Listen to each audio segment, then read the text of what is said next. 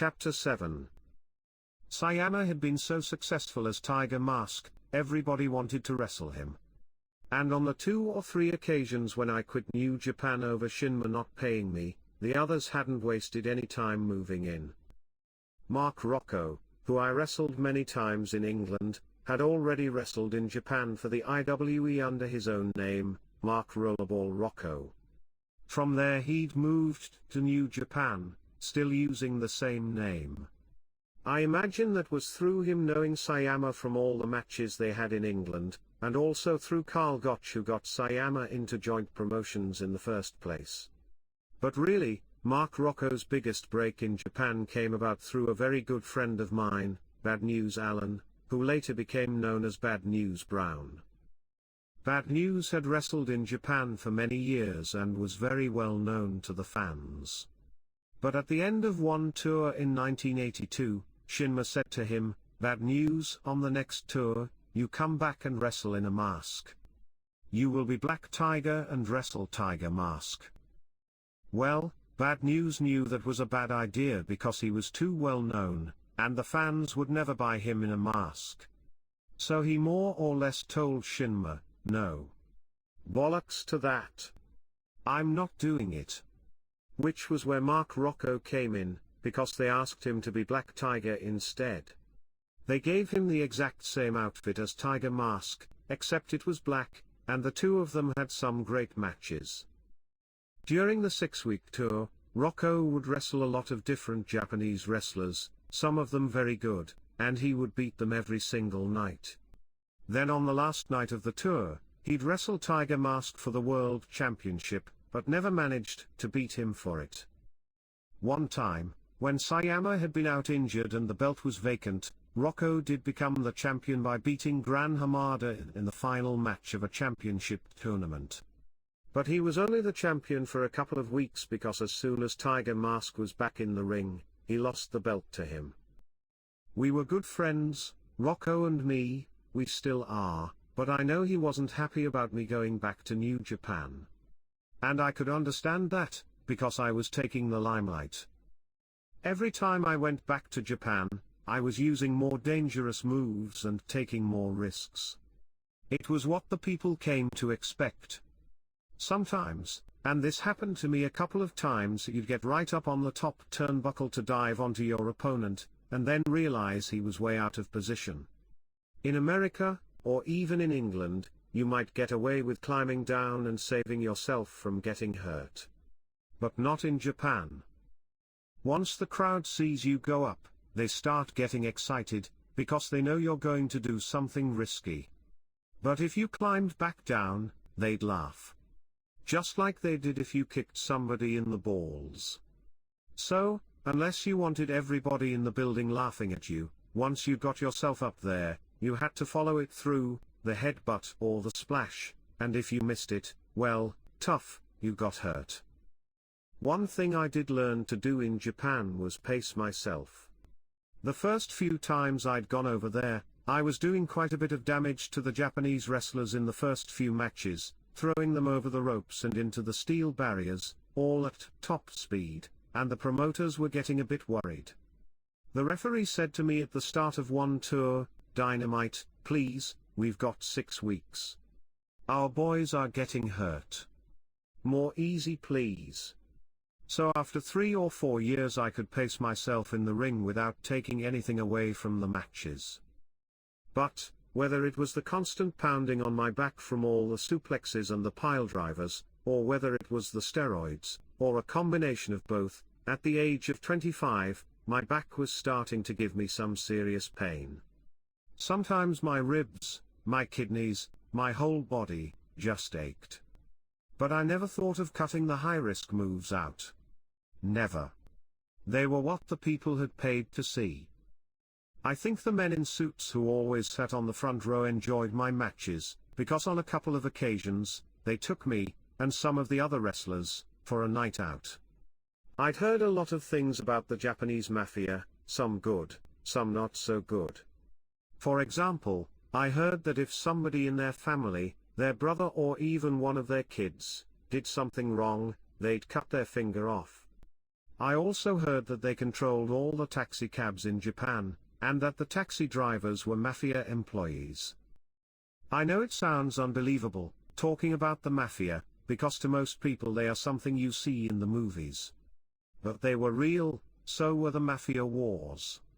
We were in Sapporo one night, and after the matches, all the wrestlers were told to go back to the hotel and stay inside, because for the past few nights, the mafia had been shooting each other on the streets. Oh, they were real. And they always turned up at the matches, always in ringside seats, not that they'd paid for them. I was in the Sumo Palace in Tokyo one night, getting ready to go to the ring, and I remember seeing Antonio Inoki talking to one of the mafia men. They were speaking in Japanese, so I don't know what they were saying, but at the end of it, Inoki bowed and the man slapped him hard across the face, right in front of all the other Japanese wrestlers.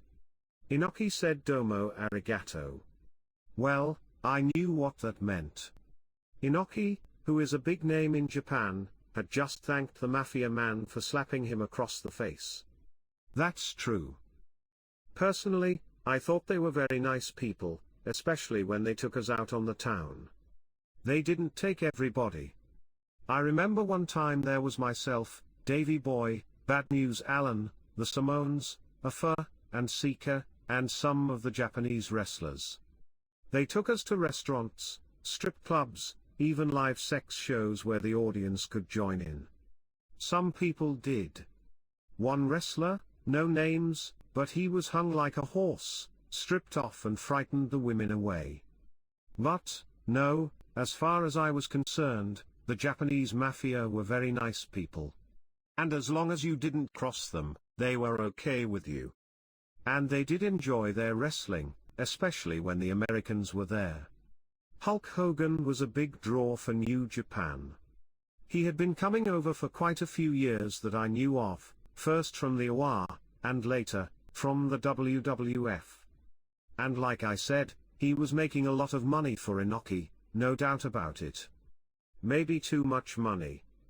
It reached a point where Vince McMahon didn't want to let him go, because while Hogan was in Japan, the WWF was losing money. New Japan had an agreement with the WWF, where they could book the top names for the big shows. One time, Inoki asked Vince for Hogan, Dick Murdoch, and Adrian Adonis. He sent the money, and Vince sent Murdoch, and Adonis, but no Hogan. He sent Greg Valentine instead. In the end, I think Inoki decided Vince was asking too much money, because not long after that, he cancelled the arrangement. A couple of times I wrestled on the same card as Hogan, and I have to say he was popular with the fans. They used to chant Hulk, Hulk, Hulk, and I'll give him credit, he leg dropped a lot of top Japanese wrestlers. But the Japanese always went easy on the top people like Hulk Hogan, and Dusty Rhodes. With others they'd go straight through them, but they took care of the big American names, well, they had to, because otherwise, the promoters knew they wouldn't come back. For me, everything changed in New Japan when Sayama quit. I didn't know how the promoter would replace somebody like him. I wasn't sure they could. But to be honest, at that time, I was enjoying myself so much in Portland, Oregon, waiting for my immigrant visa, I can't say I gave it a lot of thought. I was wrestling a lot of six-man tag matches as part of a team called the Clan, which was myself, Rip Oliver and the Cuban Assassin. Our opponents were Kurt Hennig, Buddy Rose, and Billy Jack Haynes, and I had a lot of singles matches against all of them. One night we wrestled a straight tag, which was myself and the Cuban Assassin against Kurt and Rip Oliver. We had a hard match, and at one point I threw Kurt out of the ring and suplexed him on the concrete. I got back in the ring and Kurt got up, but while his back was turned, the Cuban Assassin sneaked up and cracked him from behind. Kurt went down and stayed down, so they brought a stretcher to ringside, while I sat on the top rope, smiling and acting casual. As usual, the crowd was getting angry, swearing at me and throwing things. Kurt was a big favorite, you see, but I didn't care. They lifted Kurt onto the stretcher and started carrying him out. So, when I jumped onto the stretcher, and my knee caught him, by accident, right across his throat, it nearly caused a riot. Somewhere towards the end of 1983, I beat Kurt Hennig for the West Coast Championship belt. I went to Eugene in Oregon, where Don Owen's brother, Elton, was in charge. He took one look at the belt and said, "Jesus Christ, what the hell are you doing with that thing round your waist?" I said, "I'm the champion. What do you think?" He shook his head and said, "Harley Race is coming next week, and he wants to wrestle Billy Jack Haynes." Which meant that before Harley came, Billy Jack Haynes, who I told you about before, had to wrestle me for the belt. Now with Billy, I'll give him credit, he might have been a bit loose upstairs, but if he knew you and he liked you, he'd do anything for you. But in the ring, he could be a real bastard. We had a hard match which somehow I lost, but at the end I was still standing up straight, while Billy was leaning over the ropes gasping for breath. So, for a joke I said, "Referee, I want 5 more." The referee went to Billy and said, "You want 5 more?" I heard Billy say, "Fuck that," under his breath. He couldn't stand up. But I got on with Billy Jack. In fact, in all the years I wrestled, I could count on one hand the wrestlers who, in my opinion, were the hardest men. And by that I mean, they could take care of themselves, in or out of the ring. Billy Jack Haynes was definitely one of them. The last time I'd seen Harley Race was during Stampede Week in 1979, and it was great to see him again. He hadn't changed, he was still a bit of a nutcase, still liked his drink, and he still had his gun. Harley always carried a gun, a little .38 special. We were sat in the bar after the matches one night and he shouted over to Don Owen's son, "Open that window, you little son of a bitch," a bit like John Wayne. In fact, he reminded me a lot of John Wayne. So he opened the window, and Harley held his empty beer can up to the window, pulled out his gun and pulled the trigger. I'll tell you, he scared everybody in that room to death. After Harley Race left Portland, I didn't see him again until about a year later, when we were both in Japan. That's how it was for a lot of wrestlers.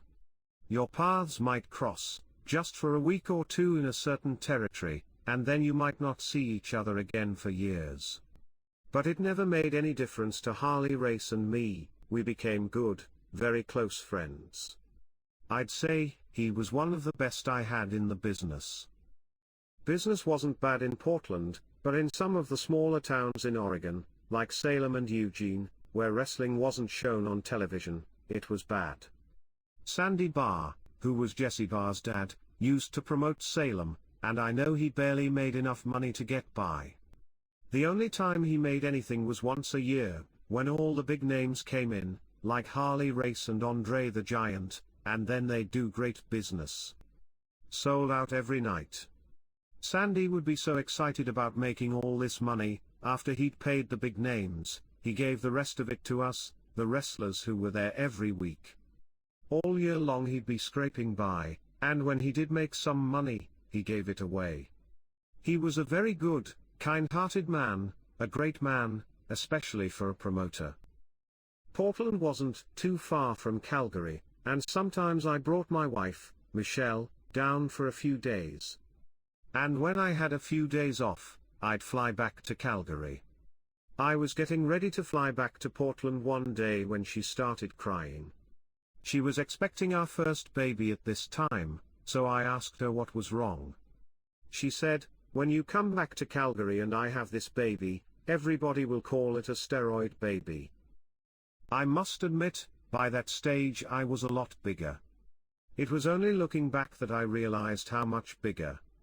But I said to her, "Don't be stupid. Everything will be okay." As it turned out, when she was born, my little girl, Bronwyn, was okay. In fact, she was brilliant. Stampede was working Tomko's old Vancouver territory after he'd more or less run it into the ground. Well, Tomko had no idea anyway. He used to wrestle in an army uniform and put himself on the top of the bill, but he was a waste of time. They'd tried bringing people in from outside Vancouver, from Portland, and one or two other promotions, Buddy Rose, Rip Oliver, Rowdy Roddy Piper. They all spent some time up there, but it never made money, until Stampede started running shows there. For the first 6 months or so, Stu just sent videotapes of Stampede wrestling to be shown on TV all along the West Coast. It took time to build the characters up, but after that first 6 months, we were ready to move in and run some shows. As it turned out, some of Stampede's biggest crowds were in Vancouver, and I would say Stu Hart turned that business around. The wrestlers did their bit as well. Stu had a business partner in Vancouver who also happened to be Bryan Adams' manager, the singer, not the wrestler. He owned a radio station called C-Fox. So we, as in myself, Brett, and the other Harts, used to go to the studio, give an interview, plug the matches, and then say, and don't forget people, we always rock with the Fox. Really, what Stu was doing was a small-time version of what Vince McMahon did with the WWF TV shows. He knew that television was the only way to bump business up. And that was one of the reasons why Stampede did so well in Vancouver. Like Billy Jack Haynes, Bad News Allen was one of those 4 or 5 wrestlers who I considered to be the hardest men in wrestling. He was definitely bad news. Don't get me wrong, he was a good friend, but once he got you in the ring, it was as if he didn't know you. I've had a lot of hard matches in my career, but the matches I had with Bad News were something else. His real name was Alan Kidge, and later on, in the WWF, he wrestled as Bad News Brown. I already knew Bad News from Japan, where he was always good for the crowds because he was so vicious. He'd started going bald, so he shaved all his hair off to make himself look even meaner. And I never saw his opponents give him an arm drag or a backdrop. He was always completely in command of his matches. The first few months he was with Stampede, Bad News was wrestling Brett. Now I don't know whether Brett got careless or was trying to be clever, but every time he threw an uppercut, instead of going across his chest, he was banging him in the face. Bad News put up with this a few times, but then, all of a sudden, he snapped. He threw Brett on the floor, called him a bastard, and started throttling him. That was it. Brett was terrified of him and wouldn't get in the ring with him again. Nobody else would get it in the ring with him either, so it ended up being me, the Dynamite Kid against Bad News Allen, because like I said before, I never ducked out of a match, against anybody. Not even a no-holds-barred street fight with Bad News. I knew Bad News was a fighter and he knew I could take care of myself, so before we ever got in the ring, we understood each other. The street fights always sold out, guaranteed, because they were so violent. We did one at the Calgary Pavilion that got completely out of hand, and after one incident where Bad News hit me with a broken bottle, the Alberta Athletic Commission barred Stampede from the building for a month. So we moved to another building on an Indian reservation about 15 miles away. Stu had an old Greyhound bus and he used it to pick up the fans outside the pavilion and drive them to the match.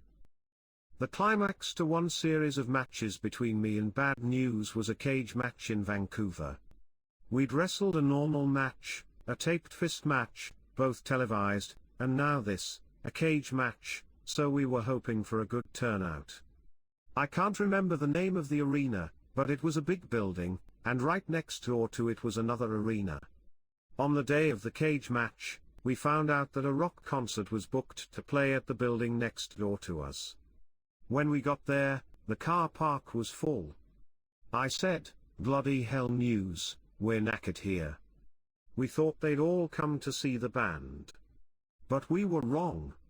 Those 10,000 people had come to see the wrestling. There was no way that Bad News Allen was going to lose a cage match in front of 10,000 people. He told me he wouldn't. So they brought my friend, Rip Oliver, in from Portland to give me a hand. We hammered each other all round that cage, smashing each other's faces into the mesh. In the middle of the match Rip threw me a knuckle duster, but I missed it and Bad News caught it, and rattled me over the head with it. There was so much blood flowing in that match, bear in mind it was a no pinfall, no submission, fight to the end match, that the referee had to stop it. Violence was a main feature of all our matches, and I could guarantee we'd both end up hurt. If Bad News picked something up to hit you with, a plank of wood, a chair, or a bottle, you had to move fast, because he would hit you. He didn't care. Before the match he'd say, "When I bring that 2x4 down on your head, you'd better move, because I will hit you." He wasn't kidding. I was sprawled against the apron, and I saw him lift this bloody great plank of wood over his head. He had a crazy look in his eyes, and I just managed to roll out of the way as it came crashing down next to me. He definitely would have hit me. I'll tell you one thing about Bad News Alan, he never bled during a match. At least not intentionally. And if you look at his head you won't see many scars on it. I know he looked like he was cut during the matches, but that was because I would lean over him and let my blood run onto his head, so the people would think he was cut. But I got along okay with Bad News, unlike all the other wrestlers, even those in the WWF, who were scared of him. And between us, we did some great business for Stampede Wrestling. There was a time in Calgary when, for one reason or another, there were no heavyweights in the territory to challenge the Stampede North American champion Killer Khan, and he was a big man. So one night Bruce said to me, "Killer's leaving Calgary next week. We want you to go for the belt." To be honest, I thought this was a bad idea, a mistake, because even with the steroids I was taking, Killer Khan was a lot bigger than me. He was massive. Bruce said, "Just let him keep hitting you, let him throw you out of the ring. When he's tired, you can backdrop him." So I did. I backdropped him right out of the ring, which should have been an automatic disqualification for me, but the referee didn't see it. So, for a while, I was the Stampede North American champion. A heavyweight? I'll be honest, I was into serious stuff with the steroids. I was taking at least 6 cc's of testosterone, 3 cc's in each ass cheek, every day, which could make you feel very bad. And I went from about 180 pounds to 225 pounds. It wasn't just in Calgary. I always took steroids with me when I went to Japan, and although I won't mention their names, some of the boys, or men, over there took steroids off my hands as well.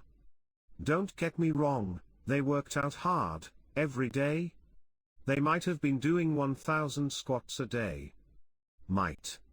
But if you look at their legs, you can see some of those boys had a bit of help. By the time me and Davey Boy Smith went back to Japan, Sayama had been gone quite a few months, and the promoters were pushing a new face, and a new character, the Cobra, alias the Wrestler George Takano. He wasn't really a new wrestler, he'd spent a couple of years in Mexico, and from there had come into Stampede, wrestling as the Cobra. I can even remember the first match I had with him in Lethbridge, Alberta. I'll be honest, the first time we met, I didn't think much of George Takano as a wrestler or as a person. Coming straight from Mexico, I think he thought he could try it on with me in the ring. That first night, I let it go. But I slept on it. And the next night, in Red Deer, he got in the ring, and I kicked the shit out of him, in a working fashion. And in the space of that one match, I'd say we came to an understanding.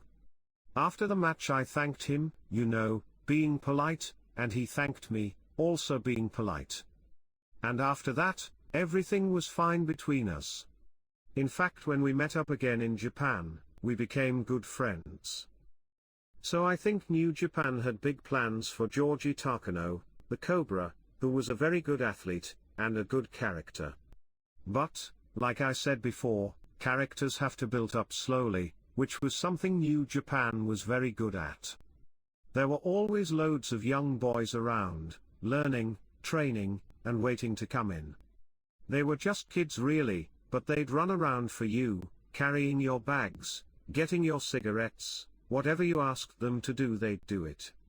And they used to spend hours watching the wrestling, which, I suppose, was how they learned. I remember one of the young boys. He'd been at ringside, during one of my matches, crouched down in front of the apron, where they always sat. After the matches were finished, I called him over. His name was Kiki Yamada, and he was a very serious little guy, but he came over to me and he bowed, as they do, a couple of times. I said to him, "You speak little English?" He bowed and said, "Yes, Kid-san." Which was like calling me Mr. Kid. His hair was cut in a short back and sides, I mean a very short, square cut back and sides. So I said to him, "Your name in England, English name, Frankie." He looked at me with big wide eyes. "Oh." I said, "Frankenstein." He said, "Oh? Arigato gozaimasu, or thank you very much." He thought it was great. Well, a few years later he grew that short back and sides right out, and as Jushin Liga, he was a fantastic wrestler. But he was a nice lad, very polite and respectful, very serious. Well, those young boys had to be, because if they made a mistake in the ring, the coach used to hit them with a big bamboo cane. We were back in Tokyo on New Year's Day 1984 to wrestle in a tournament for the vacant NJPW WWF title. Apart from myself and Davey Boy, there was Mark Rocco, the Cobra, Kobayashi, Kido, and a few others, including a Mexican wrestler called Babeface, all taking part. The tournament was going to run over 5 or 6 weeks, and for every match you wrestled, you scored points, depending on whether you won, lost or drew. At the end of the 6 weeks, the wrestler with the most points would be the champion. The wrestling magazines covered the tournament matches, and every week they printed all the scores, so toward the end, it got very exciting for the fans.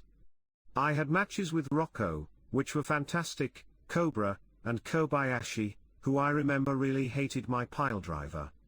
Most of the Japanese wrestlers were scared of it. They used to say to me, "Oh, Dynamite.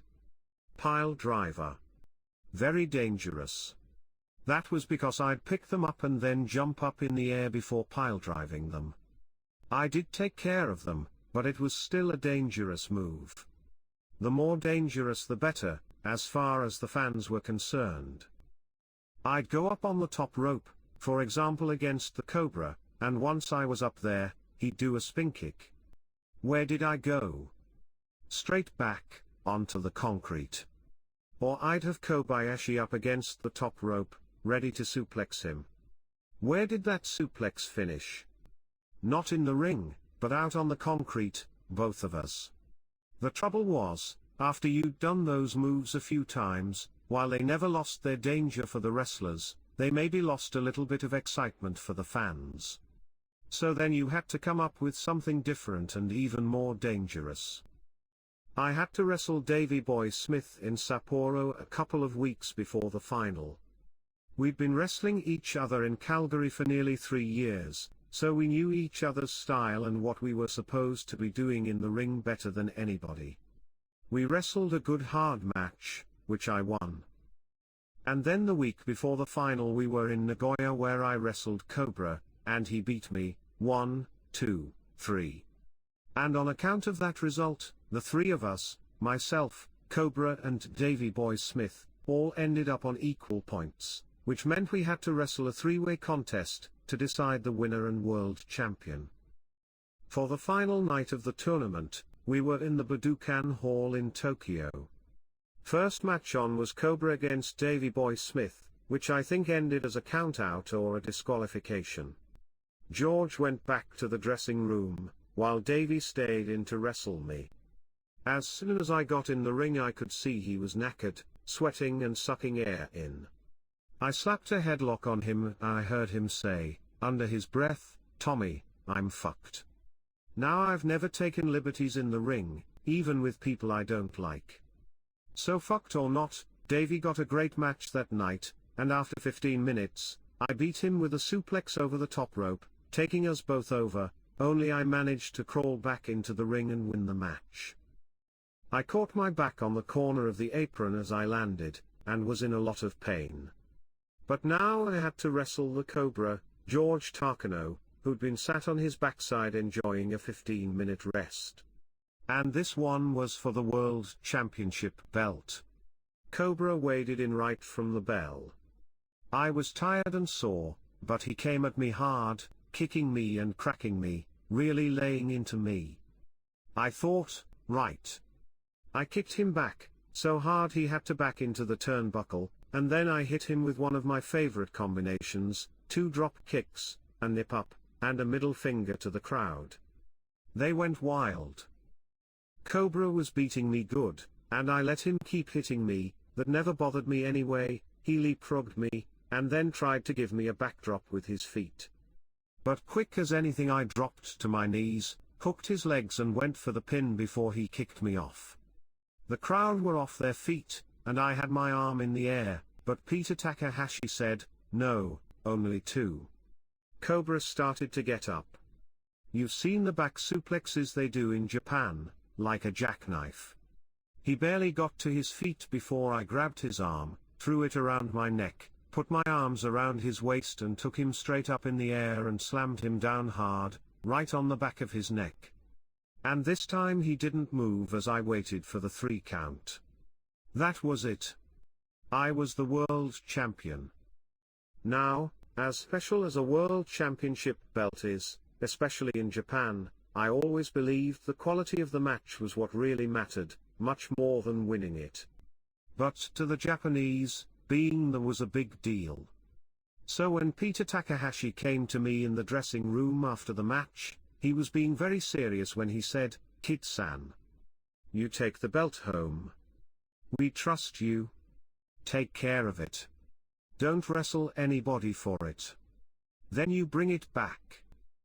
I know why he was worried. A few years earlier somebody, maybe one of the Guerreros, had won a belt in Japan, gone to Mexico or America, and never brought it back. So I suppose they thought the same thing could happen again. But not with me. I said, "Don't worry, Peter. I'll take care of it." I went back for another tour in July, but knew deep down that things weren't the same in New Japan without Tiger Mask. And probably never would be. Don't get me wrong, there were some great junior heavyweight wrestlers in that company, including Georgie Takano, but in my opinion, they were no replacement for Sayama. And they couldn't put somebody else into the Tiger Mask costume because Giant Shohei Baba, who owned All Japan Pro Wrestling, had already paid to use the gimmick for his own promotion. Which probably had a lot to do with that little prick Hadachi turning up in Calgary a few weeks later with a briefcase full of money. He opened the briefcase and I could see it was a lot of money, $15, maybe $20,000. I said, "What's this?" There were just the 3 of us in the room. He looked at Davey Boy Smith, then he looked at me and said, "Please. Baba wants you to wrestle for him."